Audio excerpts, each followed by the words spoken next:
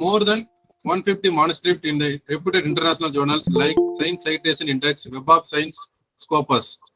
He has organized more than 40 national and international scientific conferences. He is an editor and associate editor for several international journals. His research interests are in the nonlinear functional analysis and differential equations. In particular, he has been working on boundary value problem for ordinary differential equations and partial differential equations, theory and applications of fixed point theory, theory and applications of a proper maps and nonlinear spectral theory. We are very delighted to welcome you, sir, on this wonderful session of this online summit of International Faculty Development Program on current trends in applications of mathematics. Thank you, sir. Thank you, Professor Lieutenant Gunasekar. It is my pleasure once again to be with you this morning. Let me begin with my presentation. I will ask if you can see it. 1 second. I'm started sharing.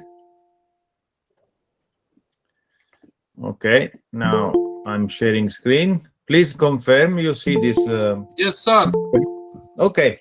So let me begin my discussion on this this problem. I was interested in this kind of problems from some time, and let me explain what it is all about.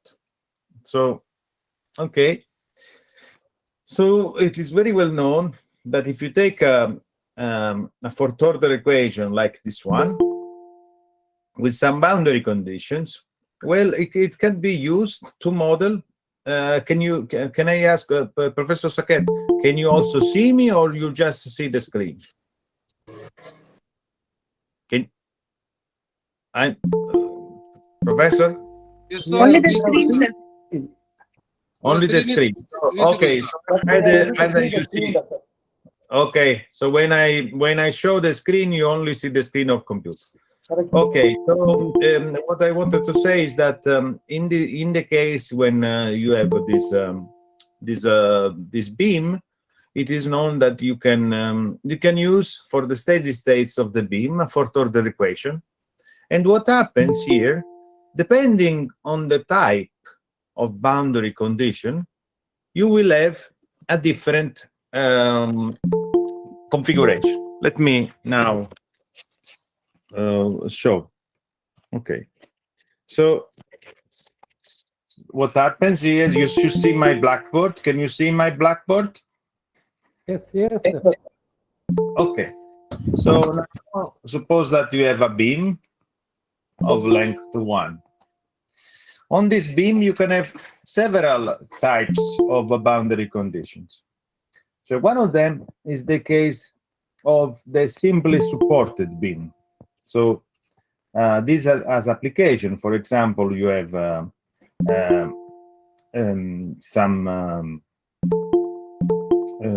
say you have to cross some river.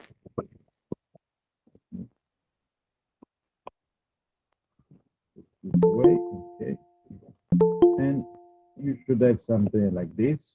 So water is flowing, and you're building a bridge with a road on top. And what happens is there are several ways that you can connect this this bridge. For example, you can build some pillars here. I will make them red. And in this case, you will have that in this configuration, the beam here, this will be simply supported. Or some other case, you could have something like this with the beam like that. And this is called the clamped condition. The clamped condition corresponds to some boundary condition. In this case, you will have 0 and this is 1 as a boundary condition.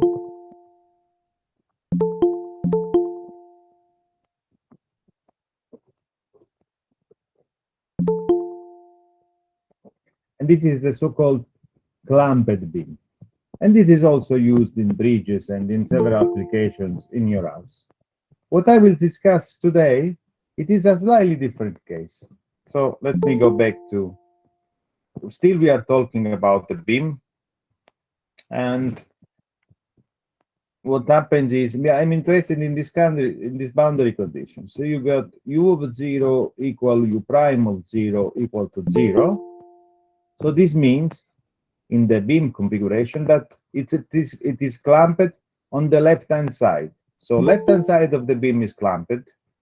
And the other one, you see, we got u second in one and u third in one.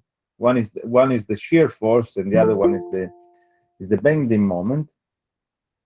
Is saying that these are 0.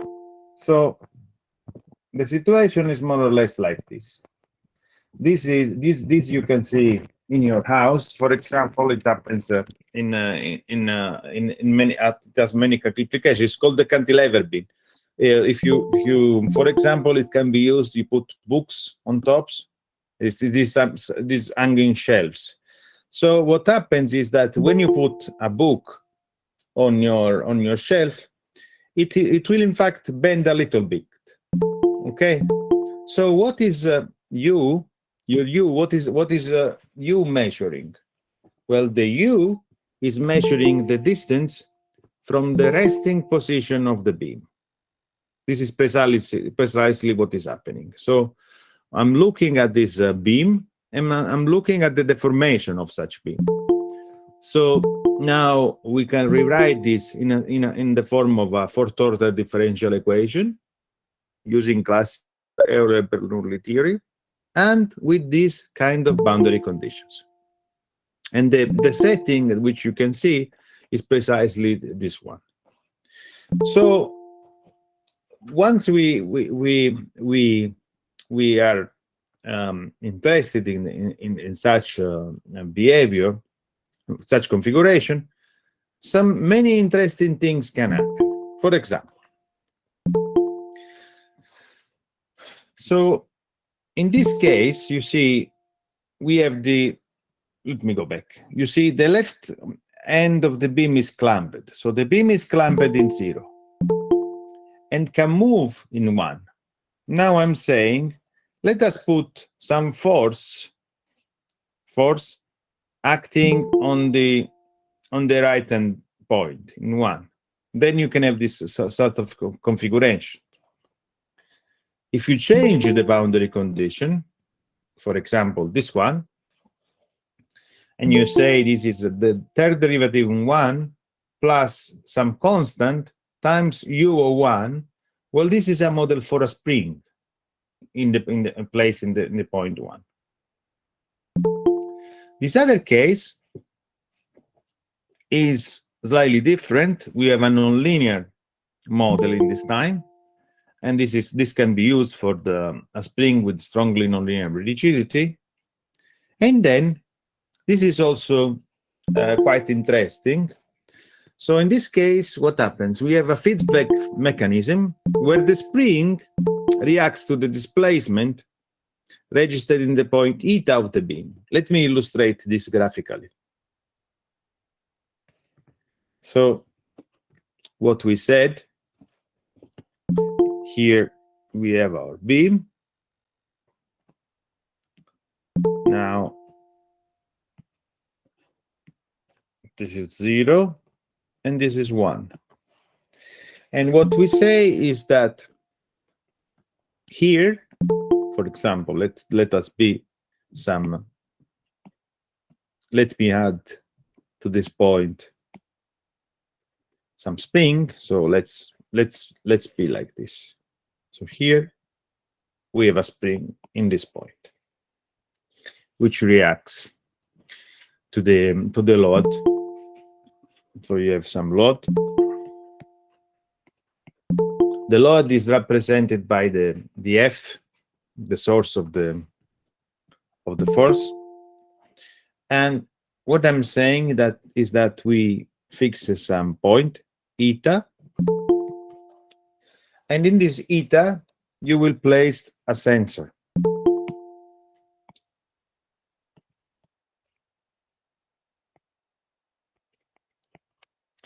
And on the point 1 here, you will have a controller. So what is this doing? Is measuring the distance from the this moves, okay, a little bit with bending. So I'm measuring this distance after the force, and then the controller reacts on the right hand. So this is keep in mind the situation. This is what is happening. So let me go back to the slides. So I'm saying that the shearing force in one is related to what happens in the point eta. So I measure how the displacement changes in eta, and this will provide me a change in the shear force in one by some controller.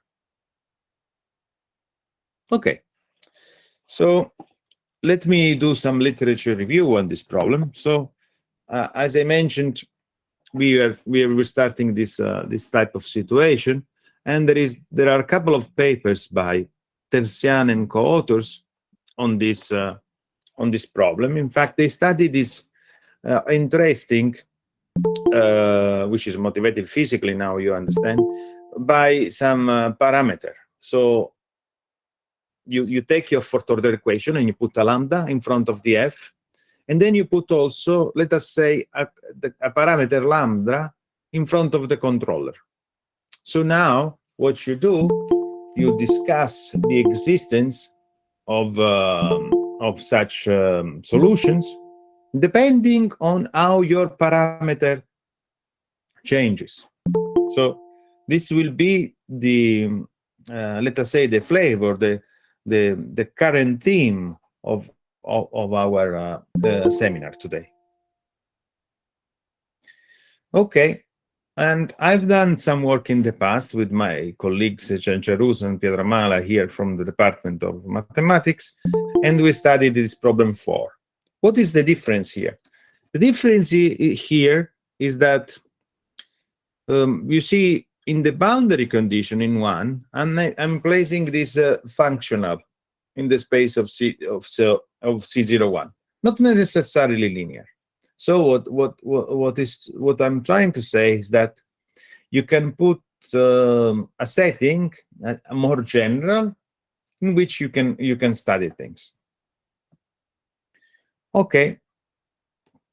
Moreover, there is some literature also in the case of higher order dependence. You see, in the case by Cabada and Terzian and Bonanno, Chini and Terzian, here your forcing term depends only on you, and so is with my paper with Pietramala and Giancarus. But there is also a study in what happens if the forcing terms depends on the derivative, the second derivative, and the third derivative. Some people call it fully nonlinear. I call it higher order dependence because I like to have the fully nonlinear. Yes?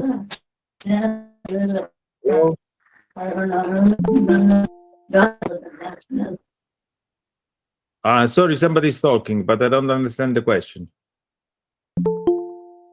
Hello? Chairman, can I continue? Sir, can you go to the previous slide? Yes. So what is lambda in this? It's a parameter. Okay, so parameter, like it can take the value between 0 and 1? No, you can vary it. In fact, I will show later on that you can play and look for solutions. Okay? Okay, sir. Thank you. Thank you. you. So, and in fact, Niaz, we look on what happens Sure, with this parameter. Later on, I will give some estimates. Okay? Yeah, sure. So once you fix the nonlinearity, then you will see the parameter how it ranges. Thank you. Thanks for the question. Thank you, sir. My pleasure. So let us continue. So I was saying I'm interested in this higher order dependence, And there is some nice contribution by Lee via fixed point index for this type of problem. And moreover, this other paper, you see now, we have this non-homogeneous term appearing here, which has been with G of U01, which has been studied by Wei, Lee, and Lee. Okay, so some you can have more complicated or different, or let us say more complex boundary conditions. Why would you like to do that? Well, there is it depends on the configuration of your mechanical system. You can have several sensors, for example, put on the beam, or you could have different linear and nonlinear response. For example, Wei and Lee, Kampfer and Bugafa studied this other type of boundary conditions. You see, now these particular ones, for example, let us look at the shear force in one. You have the third derivative in one is equal to this integral. Well, this means that your problem is no longer local.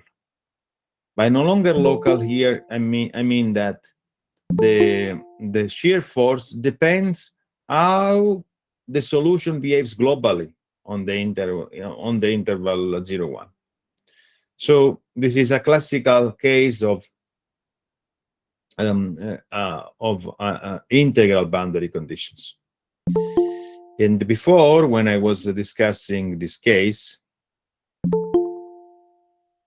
in the physical motivation, this last one, this GU of eta, this is also a kind of non-local problem, because you say that the shear force of the solution in one depends on something which is happening in the internal of the interval. So this is called a multi-point boundary value problem. Okay, so to answer the question of our colleague, this is what we will discuss today. This is question 5. This is problem 5. So we have a parameter in front of f and in front of this functional h. You see now, instead of considering a function in C01, I'm interested in having a slightly more general form, in fact. So we look at the functional defined on C3. Why would you do that? Is because in this way, my functional acting on the boundary condition can take into account also the first, second, and third derivative terms. So this is a more rich in terms of boundary conditions situation that you can consider. So lambda is a non-negative parameter. Okay, so how to do it? Well, we will use a ultra classical tool of nonlinear functional analysis.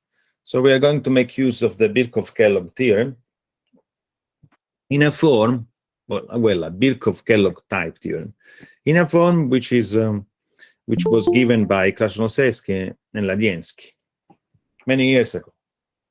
So this is somewhat in a result of nonlinear functional analysis, which is, let's say, is not fashionable, but it is a very, very, very powerful tool. And we will use it today. Okay. So this is the result by Krasnodębski and co-author. So we have a cone in a real Banach space. What is a cone? It's a cone that it's a subset that satisfies this condition. You have that if you take k plus k, this is including k. If you do mu times k, this is also containing k for all mu positive. And then if you intersect the cone with itself, you only get the 0 element. And the theorem is this. So you have a real Banach space. U is an open bounded set containing 0. and then you have a cone. And now look at this this condition here. You are saying that your map T goes from your cone intersection is U to K. This is compact. Some people say completely continuous.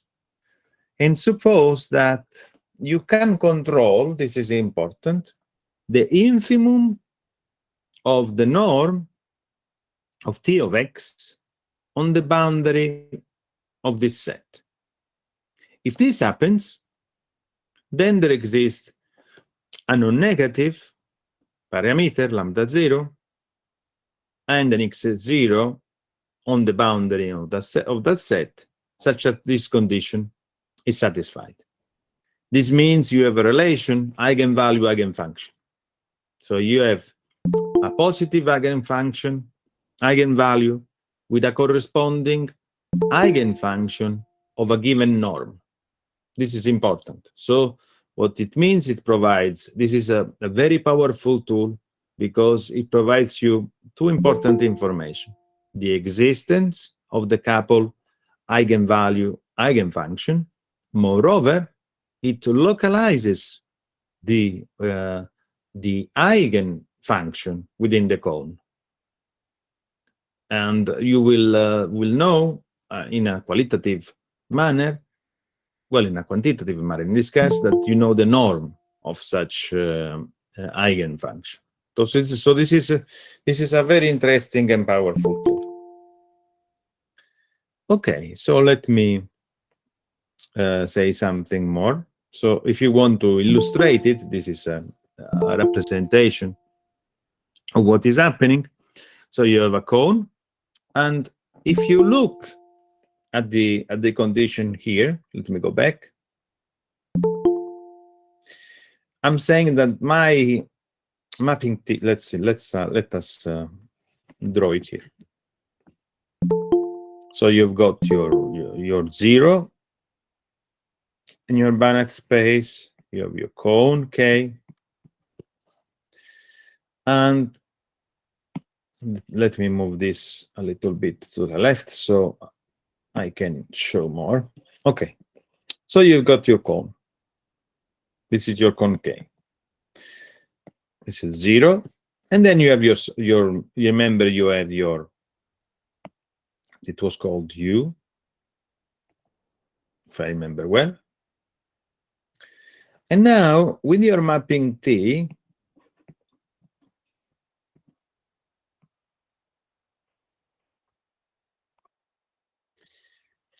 you are taking this part, this blue part, into K by T. So to a point here, it will correspond something on this other part. So your map, it is not defined on the space. You need it to be, your T to be compact on this blue part. And moreover, if you look at the growth condition, what you really need to do is you go from this blue part to the cone, and you need to control your operator, the infimum of the norm of the operator, on this red part. This is all you need. If you do this, and let's go back to the previous slide. If you do this, and you have this infimum bigger than 0, then you gain this eigenvalue, eigenfunction configuration. Okay, so this is a representation of what's happening. Okay, now let me go back to the linear theory. Why the linear theory? Because remember, I'm interested in this f, which depends on time, the solution, and the third derivative solution. Now let me go back to the linear problem. If I go back to the linear problem, now I will have some continuous function h, and we combined you see these are homogeneous boundary conditions. So u of 0 is equal to 0, u prime is equal to 0, u second of 1 is equal to 0, u third of 1 is equal to 0. So what is the idea here? We will study this much more general situation given in 5 by studying some related problems.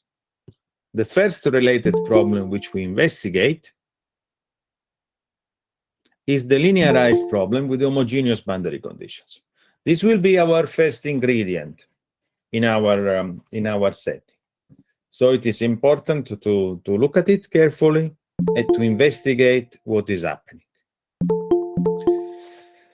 So it is known that once you have a boundary value problem like this, you can study, this is a linear problem, you can study in terms of the Green's function. So what you do, this is also very classical, you build the Green's function for the problem. So in a sense, you are inverting the problem. So the boundary condition should be in such a way that such invertibility process happens. And in this particular case, for this fourth order linear boundary value problem with these homogeneous boundary conditions, the Green's function is given by this. Now, properties of the Green's function, these are very important, because when you move from the linear to the nonlinear case, these and you will consider an Minsky operator, the properties of the Green's functions in terms of positivity, boundedness, differentiability, and so on, are very, very important in our context. So if you look at this K here, so this is so you have the diagonal, and you have two expressions. It's 1/6 times 3t squared s minus t cubed. This will be when s is larger than t. And then you have 1/6 times 3 s squared t minus s cubed. So this is also of interest. And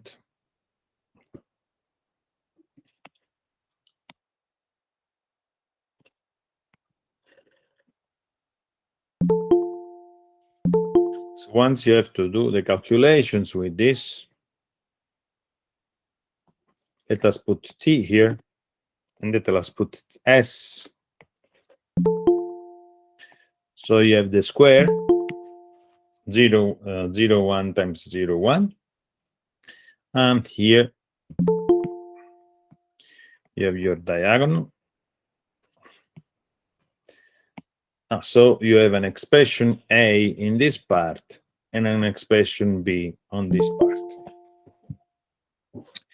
And you will need to control the properties of your Green's function in these two bits. Let's say in this green part and in this blue part. And you will see why. Let's go back to the slides. So this is the expression. This is, let's say, part A and part B.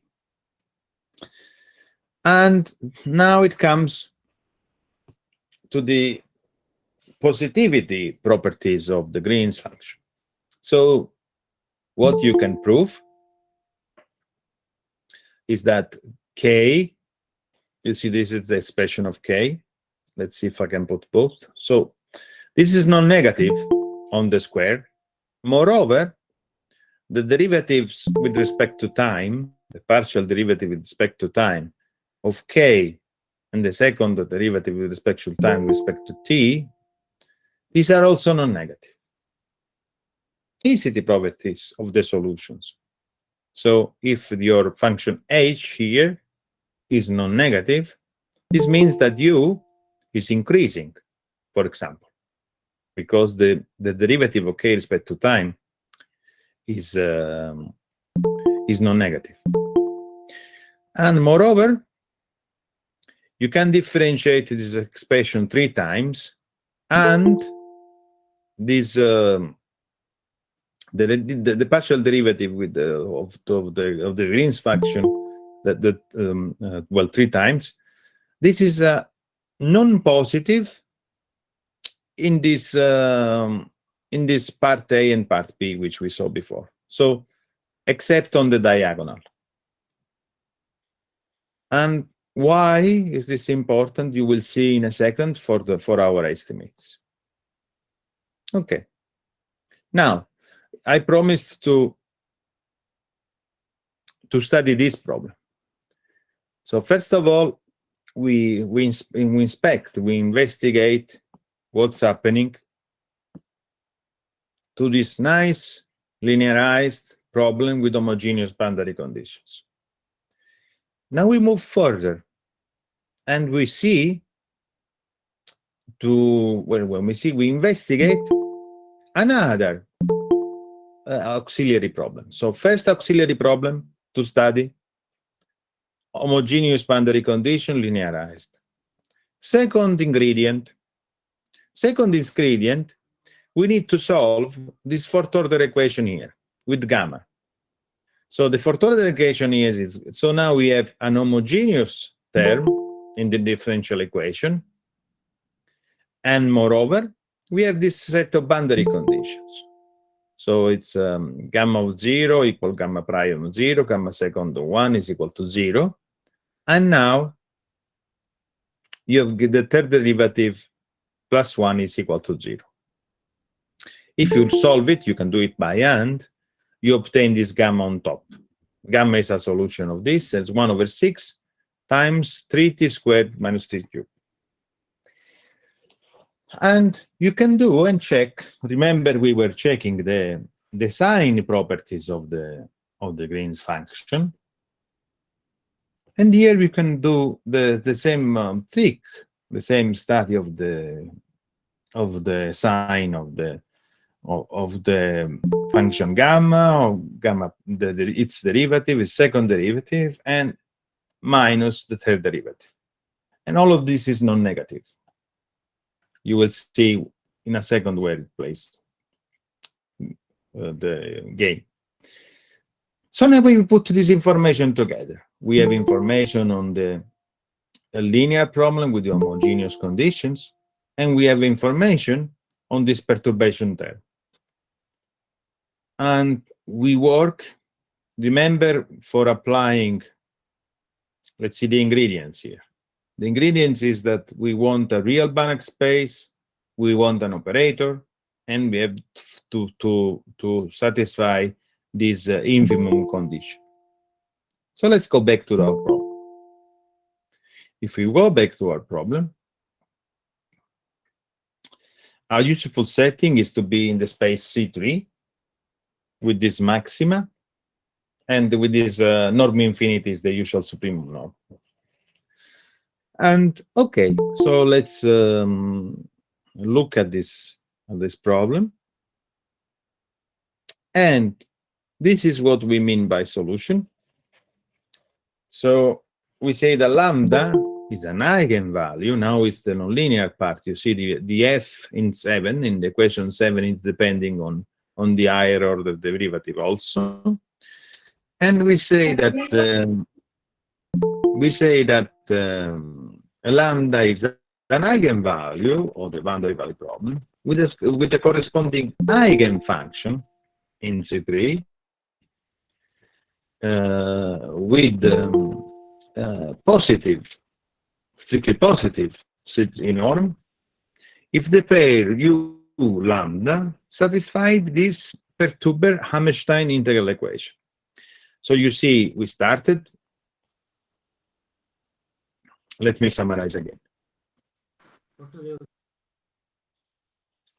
We started from this boundary value problem 5.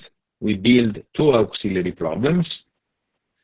The first one is the linear part, and the second part takes into account the boundary conditions. we put all this information together, and so we build the solution of our problem as Hammerstein integral equation with some perturbation.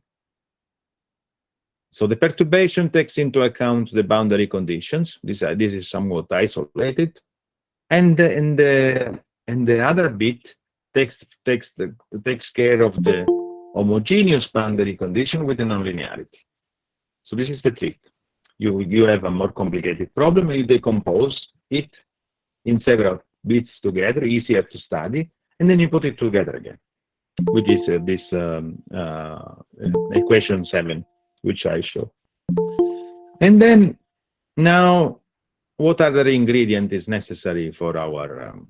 So we elected C3 to be our Banach space. Now the operator will come in a second, and we need some compactness. So let us define what is T. Of course, we will need a cone. In the cone we use in this talk is this one. It's the U in C3, in which the function. Remember, we had this important sign properties, which we show before. The important sign properties. This is for the kernel, and this is for the function gamma. You see gamma prime, gamma second, minus gamma third is non-negative. And we use precisely a cone of this type. Solution, the function u, derivative of u second minus u third is non-negative, which is a larger cone than one used before by some other colleague. And now we need this set. We make use of this set. With k rho, I'm calling the u in k, whose norm is less than rho. This is the closure. And this is the relative boundary. Remember, I was picturing some red part on the boundary. This is precisely what we will use. And rho is a fixed number. Okay. Theorem is as follows. So you fix rho and assume that the following conditions hold. So now, remember, let me go back.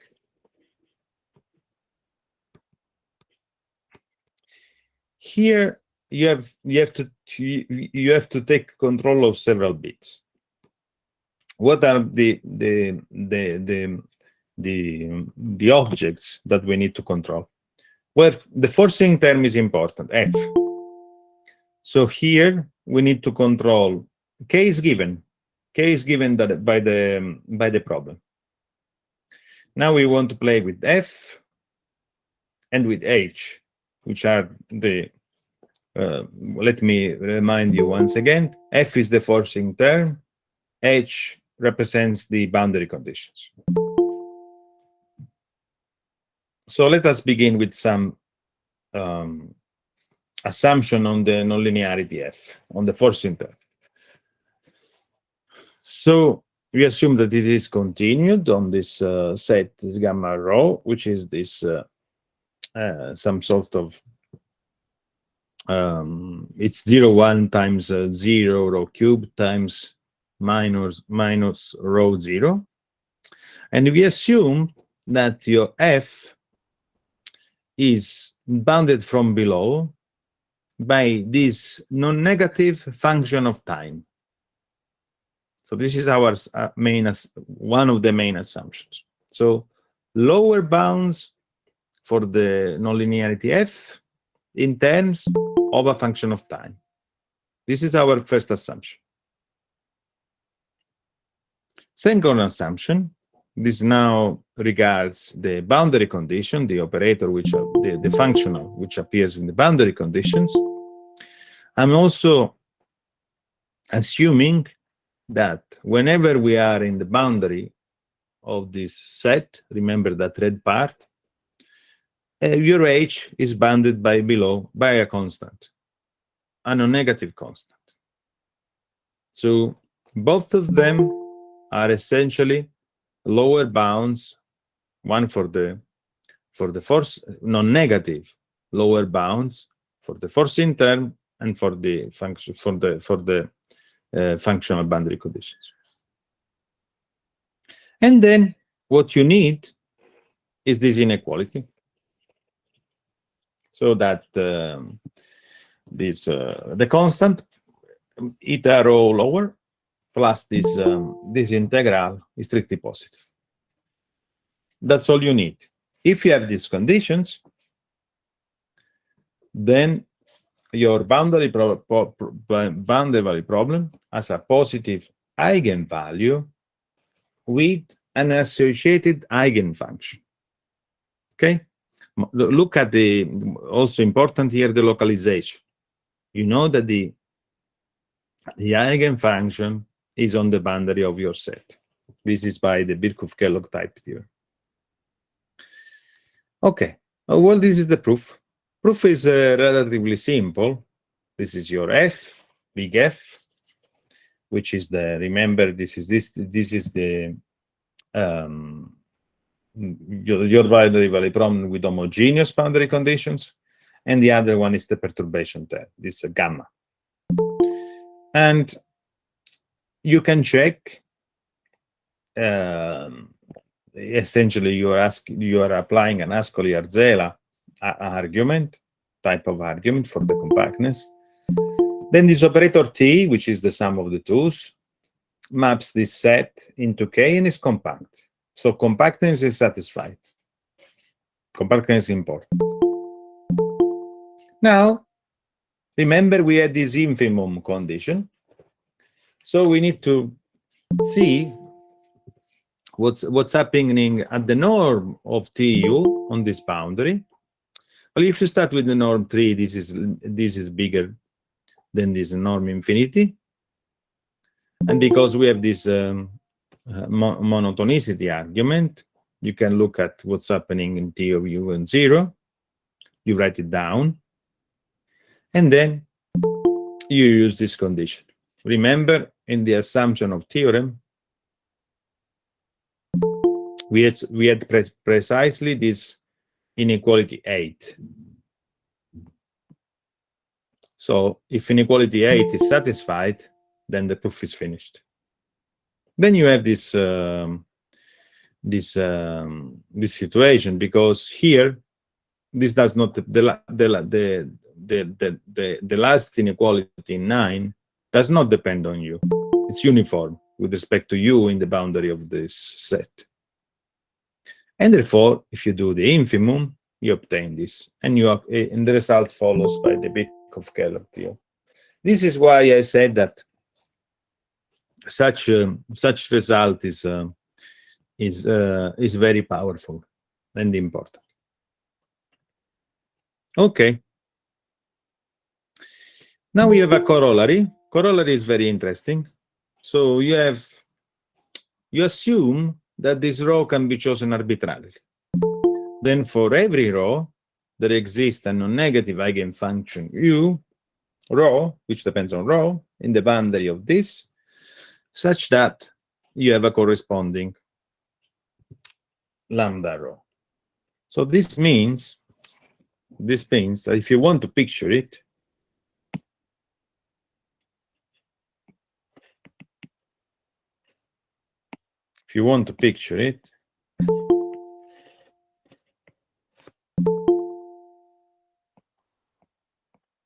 so suppose that here you are, this is your rho, and this is your lambda, and so this means that so you have a continuum, something like this, in this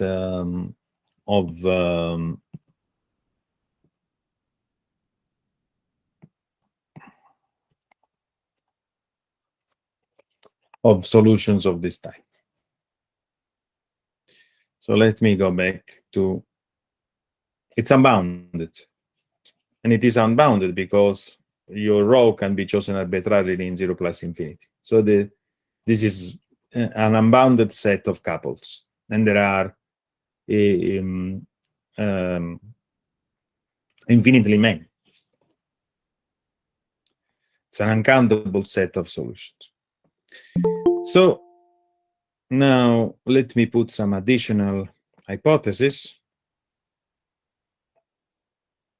And this responds to a question which one person in the audience asked before regarding this lambda. I don't know if this gentleman is here. Hello? Hello? The person who asked the question before regarding lambda rho. Anyhow, this is a response to question which was asked before. So we have this. If you are in addition, you have this. Now you have this upper bounds. So remember that before we had some lower bounds which depended on time. Now we have some upper bounds which depend on time. You put this information together, and then you have this estimate for your lambda rho in terms of these quantities. Remember, we had this condition that eta rho lower plus this condition here. It's better to see it in the previous theorem. We had this condition 8. Remember, this is strictly positive, and this strictly positive appears here in this latter equation, because this is on the right side of the last right-hand side of the last equation. Okay, so you can prove it. So you know there exists a U rho in the cone which satisfies this relation. So this is satisfied, and now you do some estimates. First, you differentiate, and you take the derivative of the Green's function and the derivative of function gamma, and you obtain this. And now you use the assumptions. So from this, you obtain that due to monotonicity, that the infinity norm is equal to this of the third derivative. These are bounded by 1. All these derivatives for the kernel and gamma bounded by 1, and you obtain this. Okay.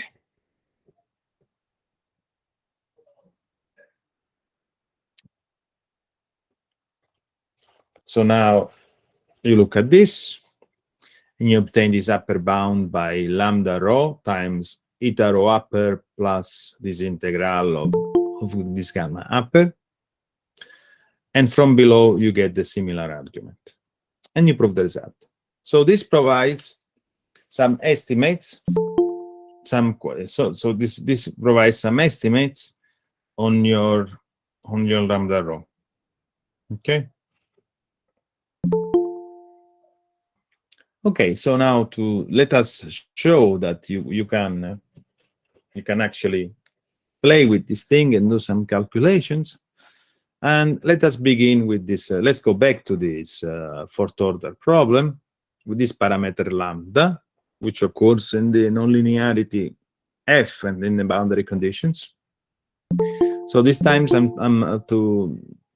my toy model, I'm taking t plus e to the power of u times 1 plus the third derivative squared in the interval t01.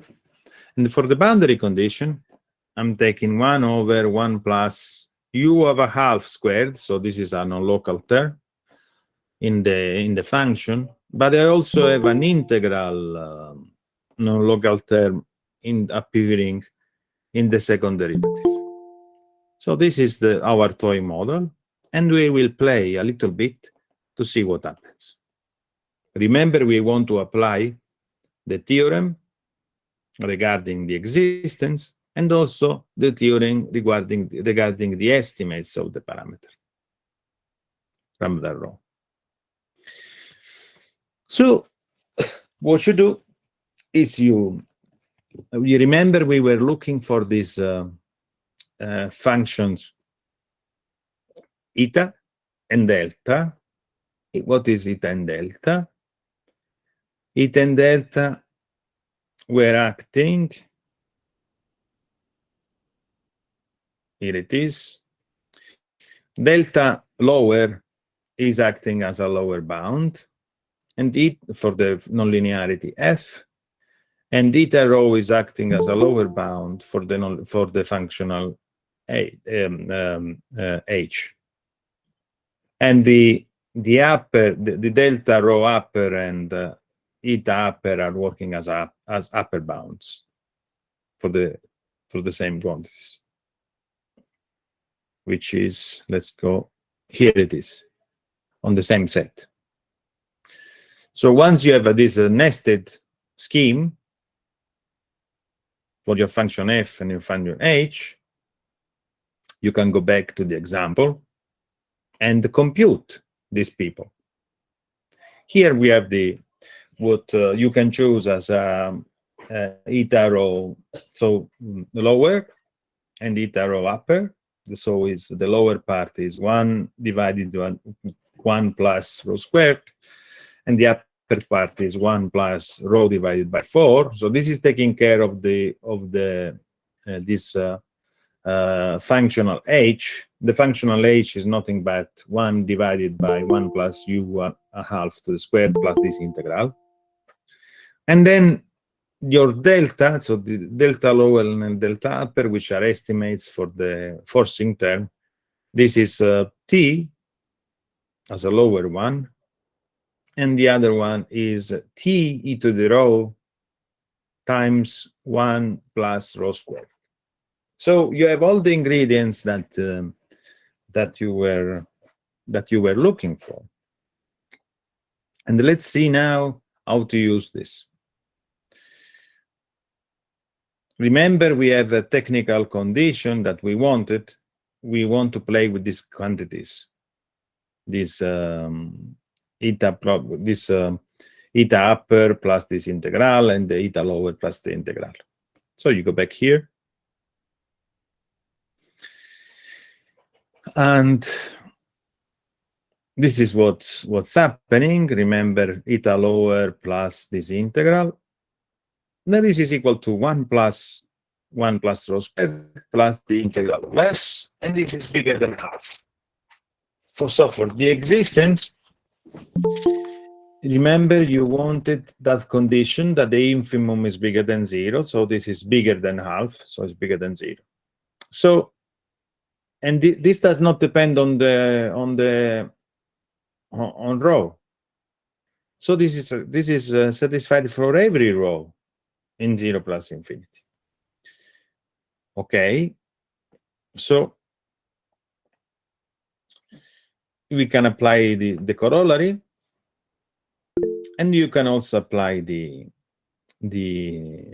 second theorem 6, which says that you can get a continuum of pairs of positive eigenvalue and eigenfunctions. With this characterization, you know the norm 3 is equal to rho, and these are the estimates for this growth.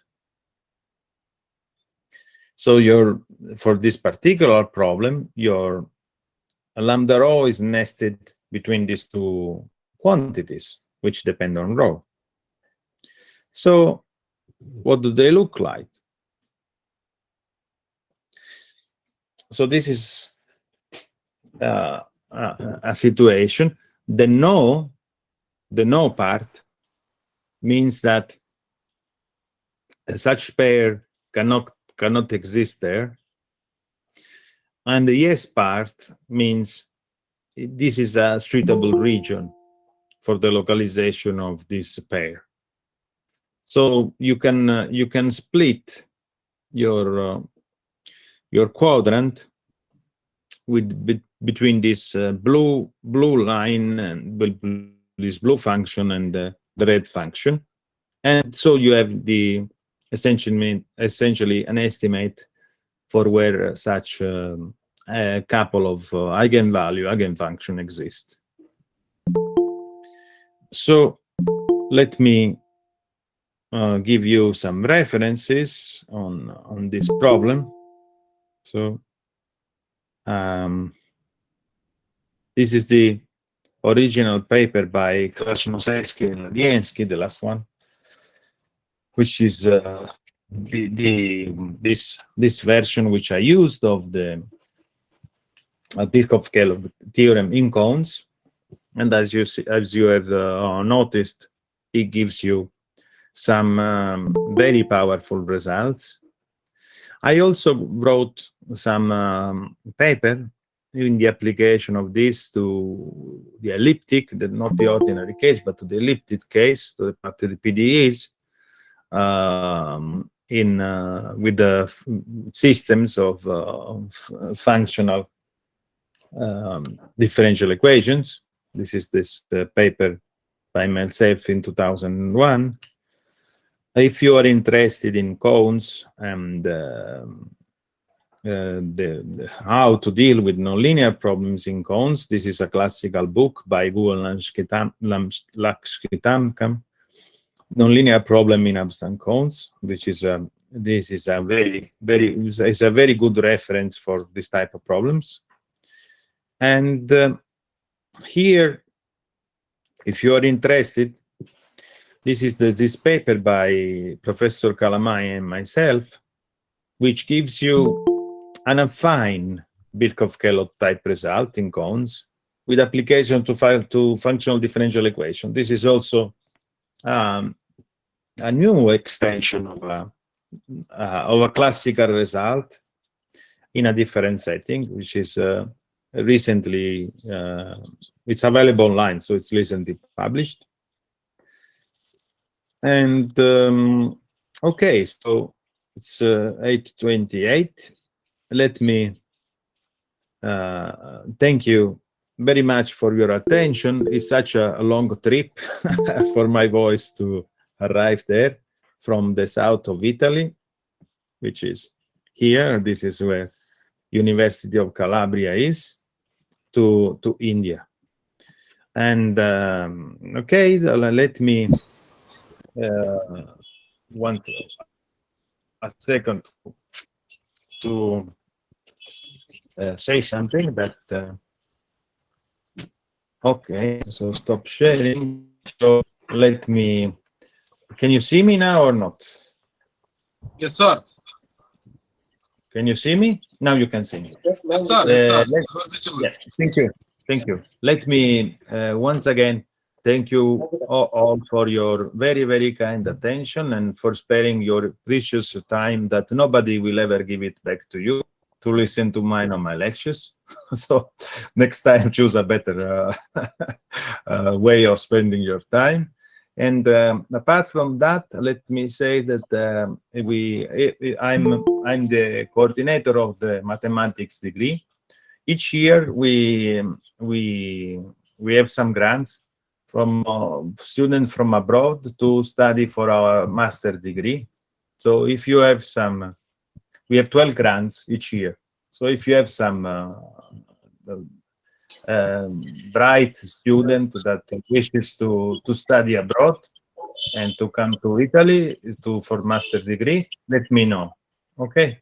So Yes, sir. I think I will once again let me thank the organizing committee, in particular Professor Lieutenant Gunnar Saker, which I was involved in being external examiner of one of his students, writing very nice thesis on very interesting topics. So I will stop here.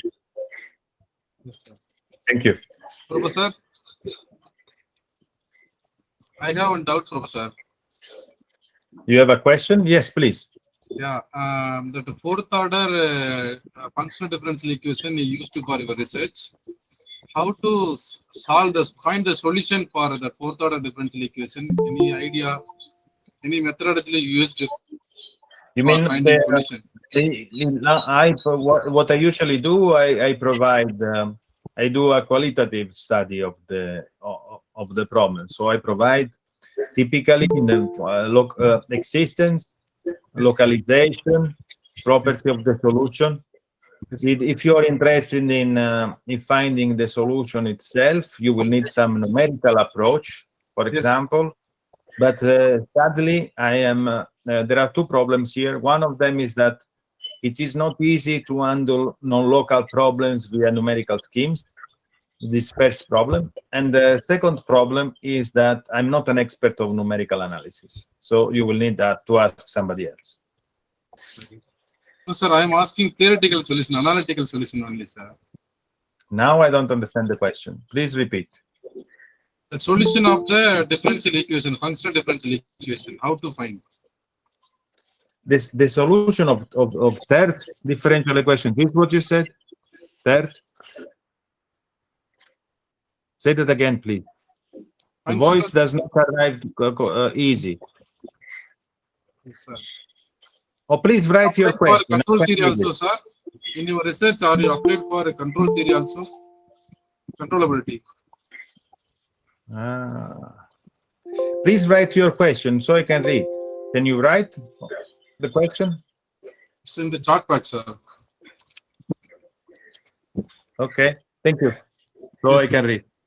Any others? Sir, Any other? Yes. sir, what is your measure of error in your calculation, sir? There's no error. How do you accommodate some error that you can encounter?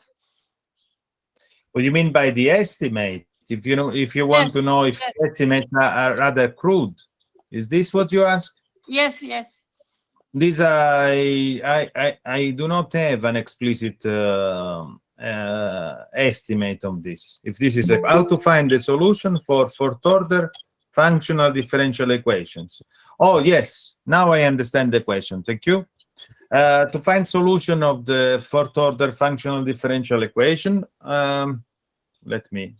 Now I understand the question. Thank you. It's easier to read for me. Let me open. Now I will reply to question which is asked. So can you see my screen?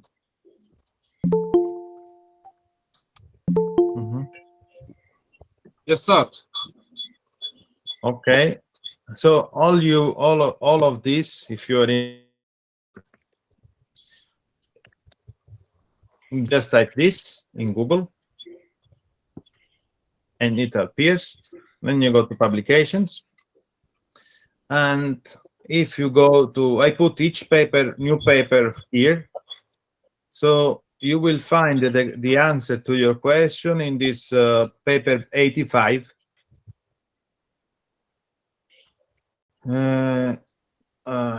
85. Did I put it on? Just a second. Let's see if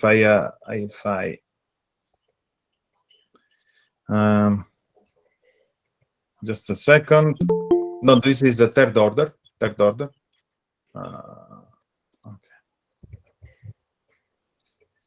Okay. This is the case of.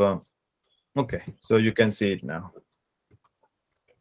So you can get this paper. So this is the setting that you want. Yes.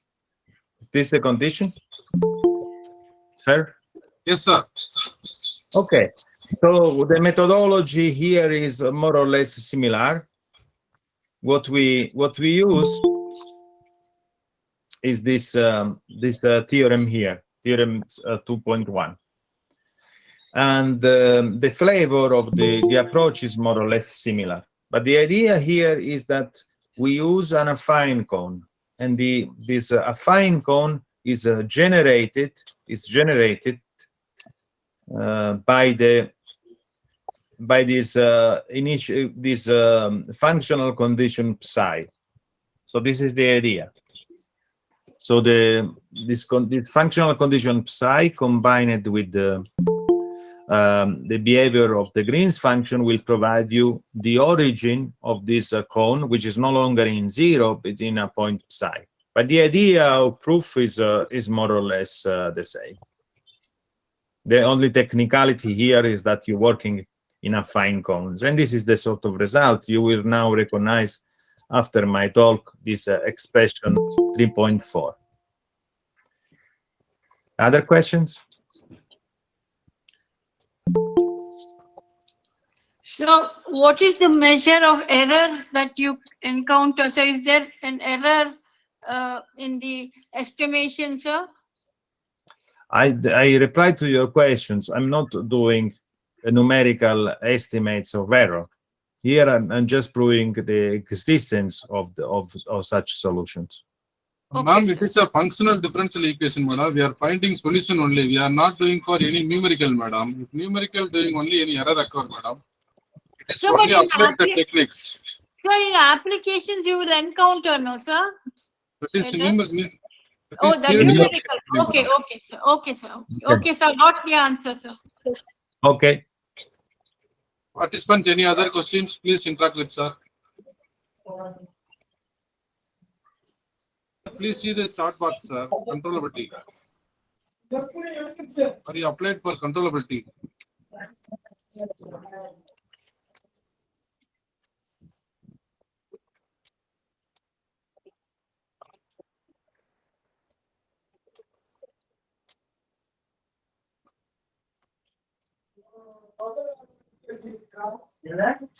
Have you applied controllability in my research? No, no, I have not. Yes, sir. Thank you for the question. Yes, sir. Can we conclude the session, sir? Yes, okay. So let me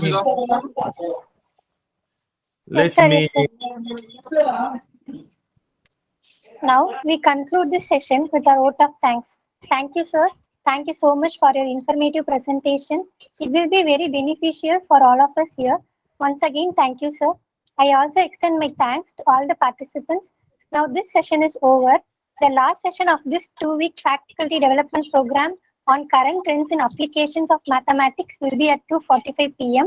I welcome everyone to attend the last session without fail. Thank you. I request everyone attend the session. It is the last section. Our officials, everybody will be presented. Please, if you are not able to join in Google Meet, please you join in YouTube. We need to show our strength. Sir, Infantry sir, please come, sir. Next 3 hours is there, sir. 3 o'clock session, sir. Now time is 12, sir. Next section is 3 p.m., sir. Please, Infantry sir, please. I am expecting your presence, sir. I will try. Now, as I mentioned, I'm going to class to teach. Here is the morning. So my class, I will try to reach you again, if possible, at the end of the class. You try to come 4 o'clock, sir. 4 hours is there, sir. I will be at least 5 or 6 minutes late because this is where my class ends and I need to come back to the office. Yes, sir. Yes, Okay. sir. Yes, sir. Yes, sir. So, I will message you, sir. I will message you, sir. Okay. Yes, Once sir. again, let me say thank you to all participants and for most important time of yours. Take care. Yes, sir. Bye-bye. Ciao. Sir, thanks a lot, sir. Yes, sir.